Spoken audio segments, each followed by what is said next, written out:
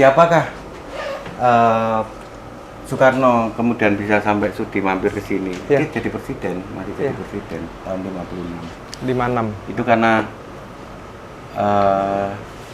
ini temannya. Ya. Pak Latihan ini adalah temannya, usianya kurang lebih sama. Nah, kalau Soekarno bahkan mencatat lebih menarik lagi karena di buku Penyambung Lidah Rakyat itu menyebutkan ketika usia 16 tahun saat saya tinggal di rumahnya Cokro Aminoto, saya mengenal Islam pertama kali dari rumput di depannya rumah Cokro Aminoto. Seorang aktivis Muhammadiyah yang setiap bulan mengumpulkan jamaahnya lebih dari 100 orang untuk pengajian mulai pada maghrib sampai jam 3 malam. Dari situ bukan berarti saya sebelumnya tidak beragama, tetapi orang tua saya memiliki keyakinan Jawa. Tetapi saya baru mengenal Islam dari seorang tokoh Muhammadiyah yang ada di depan rumah. Yang saat itu Muhammadiyah juga baru lahir. Soekarno waktu dititipkan di Cokro Aminoto oleh Pak Kemi bapaknya itu umur 15. Umur 15. 16. Dari sekitar tahun 1915 itu Soekarno dititipkan ke Pak Cokro Aminoto dan saat itu Pak Ki Haji Ahmad Dahlan bertepatan sering ke Surabaya di Cokro Aminoto merembuk masalah bagaimana pergerakan nasional. Itu aja. Jadi Soekarno saat itu ya mengikuti kalau tabligh akbarnya Pak Yai Dahlan itu mengikuti. Di hubungannya di sini Pak Muhammad Latifnya di sebelah sini. Posisinya lemari ini puluhan tahun tidak diubah. Masih sama ya dua ini ya.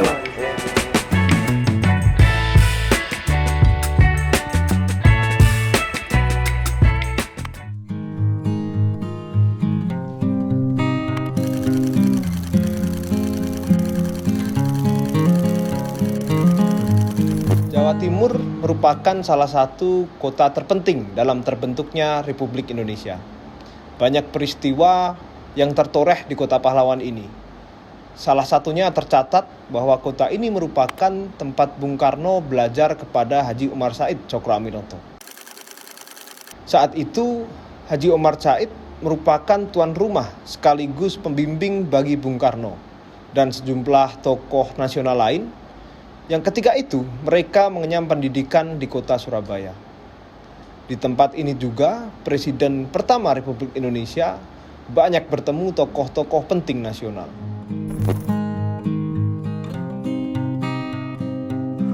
Rumah Guru Bangsa. Di rumah ini kira-kira di tahun 1900 sampai dengan 1920 tercatat banyak pemuda yang memiliki kemampuan dan memiliki ilmu untuk memerdekakan bangsa. Sejarah-sejarah mereka tercatat dalam memoar-memoar di rumah ini. Mari kita telusuri lebih jauh.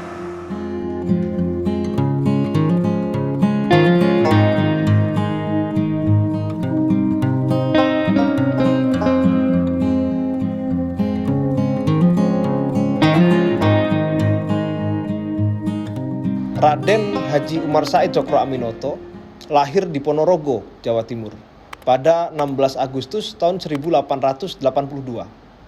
Dia merupakan anak kedua dari 12 bersaudara. Dari seorang pejabat pemerintahan bernama Raden Mas Cokro Mineso. Sementara kakeknya adalah Raden Mas Adipati Cokronegoro, merupakan seorang terpandang di daerahnya yang juga pernah menjabat sebagai Bupati Ponorogo. Cokro Aminoto adalah salah satu pemimpin organisasi Serikat Islam yang merupakan organisasi pertama di Indonesia kala itu. Di tahun 1912 di Surabaya bisnis Cokro semakin besar. Dia kemudian bisa membeli beberapa surat kabar. Yang paling fenomenal adalah dia membuat perusahaan utusan India, sebuah surat kabar baru yang melawan surat kabar Tionghoa yang saat itu menolak iklan-iklan para pedagang. Jadi sebenarnya persoalan-persoalan belum ada nilai kebangsaan ya. Masih pure dagang. Pure dagang, kemudian eksistensinya terganggu gitu saja sih sebenarnya. Nah, ketika kemudian 1912, 1913, 1914 Cokro menjadi ketua Serikat Dagang Islam cabang Surabaya. Dia memindah semua organisasinya dari Solo ke Surabaya di rumah ini. Dia membangun basis gerakan, dia memimpikan tentang masa depan bangsa ini. Belum ada identitas bernama Indonesia. Belum ada juga identitas bernama kesukuan, semua masih identitas kesukuan. Jadi belum ada identitas apa. Kalau sekarang namanya anak kos, tetapi Soekarno sendiri dalam tulisan yang ditulis di Ede menyebutkan saya tinggal di sini dengan status bayar makan. Jadi saya tinggal gratis, tetapi makannya yang bayar. Semakin banyak jumlah makannya, fasilitasnya semakin banyak. Kamarnya semakin luas, jendelanya banyak gitu kan. Nah, karena Soekarno makannya cuma 1 hari sekali, karena dari latar belakang keluarganya yang tidak seberapa kaya, tinggalnya di paling belakang. Ini ada rumah induk, ada pekarangan di bagian belakang. Sayang pekarangannya sekarang sudah jadi sekolahan. Itu ada kamar yang kemudian kamar yang paling belakang yang nggak ada jendelanya itu kamarnya Soekarno. Dia tinggal bersama sekitar 34-35 orang di sini. Yang semuanya sekolah dan hanya Soekarno saja yang kemudian dari jumlah puluhan banyak orang itu Soekarno saja yang kemudian mengikuti aktivitas apa yang ada di rumah ini. Karena pintu masuknya katanya cuma satu aja di depan di tengah ini. Itu aja. Ini kamar, itu ruang tamu dan aktivitas yang ada di sini Soekarno mengikuti. Sampai kemudian Cokro menganggap ini si Soekarno ini anak muda yang suka belajar, makanya dia sering dikasih buku tentang pemikiran. Dari situ Soekarno menganggap bahwa Cokro ini bukan sekedar seorang aktivis tapi juga pemikir dari bacaan-bacaan yang saya baca. Bagi Soekarno, Cokro bukan saja idola, melainkan guru pidato. Ia selalu mengikuti sosok Cokro Aminoto pergi kemana-mana. Soekarno tidak membaca buku panduan pidato dan tidak pula berlatih di depan cermin. Namun demikian, secara diam-diam ia mengamati bagaimana Cokro berpidato. Pengamatan ini lantas Soekarno praktikkan. Cerminku adalah Cokro Aminoto, ungkap Soekarno. Saat Soekarno tinggal di rumahnya, Cokro baru berusia 33 tahun. Menurut Soekarno, Cokro merupakan tokoh yang memiliki daya cipta, cita-cita tinggi, dan mencintai tanah airnya. Ia pun mengidolakan Cokro Aminoto. Dalam kutipan buku tersebut, Soekarno menyampaikan, Pak Cokro mengajariku tentang apa dan siapa dia, bukan tentang apa yang dia ketahui, ataupun tentang akan terjadi apa aku di masa depan, ungkap Soekarno. Tanggal 21 ini kan kemudian dia bertemulah dengan sosok baru namanya Marijan Kartosuwiryo. 21 tahun 22. Nah, Cokro ini hanya 7 tahun ditahan, kemudian Cokro keluar dan Soekarno balik lagi bersama istrinya ke Bandung. Peristiwa ini kemudian membangkitkan lagi semangat Syarikat Islam yang membuat Cokro bangkit lagi ketika anaknya sudah menikah dan dia punya aktivitas lagi. Tapi sebenarnya pasca dari penjara inilah titik balik dari seorang sosok Cokro yang selama ini disegani sebagai Raja Jawa tanpa mahkota. Rumah Haji Umar Said terletak di Jalan Penelih 7, nomor 29 sampai dengan 31 Kota Surabaya. Merupakan saksi sejarah di mana sejumlah tokoh-tokoh nasional yang memperjuangkan kemerdekaan Republik Indonesia mengawali karirnya sebagai seorang pejuang.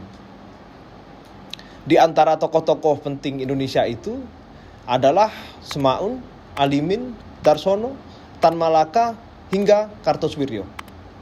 Siapa yang tak mengenal tokoh-tokoh besar itu? Mereka adalah para pejuang kemerdekaan yang namanya diabadikan dalam buku sejarah yang kita pelajari rekam jejaknya. Masing-masing dari mereka memiliki latar belakang dan ideologi yang berbeda. Namun di salah satu rumah di Surabaya tersebut, mereka belajar dengan rukun pada satu guru, yaitu Haji Umar Said Cokro Aminoto.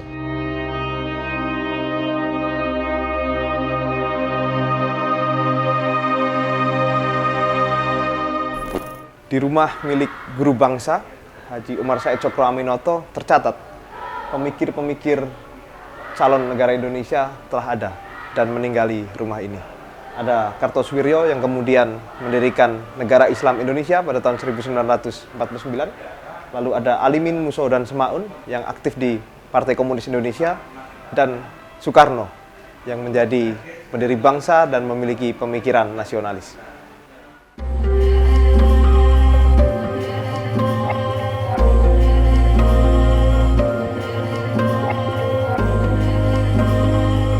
Soekarno menyebut rumah Cokro Aminoto jelek dan dibagi menjadi 10 kamar yang berukuran kecil, termasuk lotengnya. Soekarno diberi kamar dengan kondisi mengenaskan. Di kamar itu hanya terdapat sebuah meja reot dan sebuah kursi, gantungan baju, dan selembar tikar pandan. Meskipun rumah Cokro telah dialiri listrik, kamar Soekarno tetap saja gelap, sebab ia tak mampu untuk sekedar membeli bohlam. Jika belajar hingga larut malam, Soekarno menggunakan pelita. Dia pun tidak mampu membeli kelambu agar terhindar dari gigitan nyamuk. Konteksnya kan waktu itu Utari itu anak pertamanya Cokro. Ya. Tahun 1918 berarti usia Soekarno 17. Ya.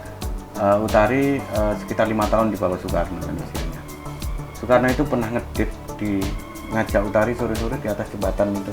Di bukunya istri Soekarno disebutkan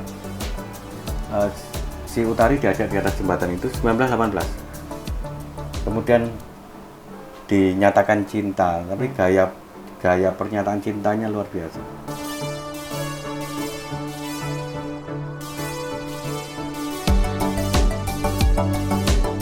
La, Soekarno punya nama sayang loh sama Utari, namanya La. La, kamu tahu kira-kira siapa calon lelaki yang akan menjadi suamimu? Nggak tahu. Aku tahu. Mah, masa? Iya, aku tahu. Siapa? Orangnya nggak jauh kok dari kamu. Di mana? Orangnya ada di sebelahmu. Itu gaya romantismenya Soekarno ketika nembak Utari 1918.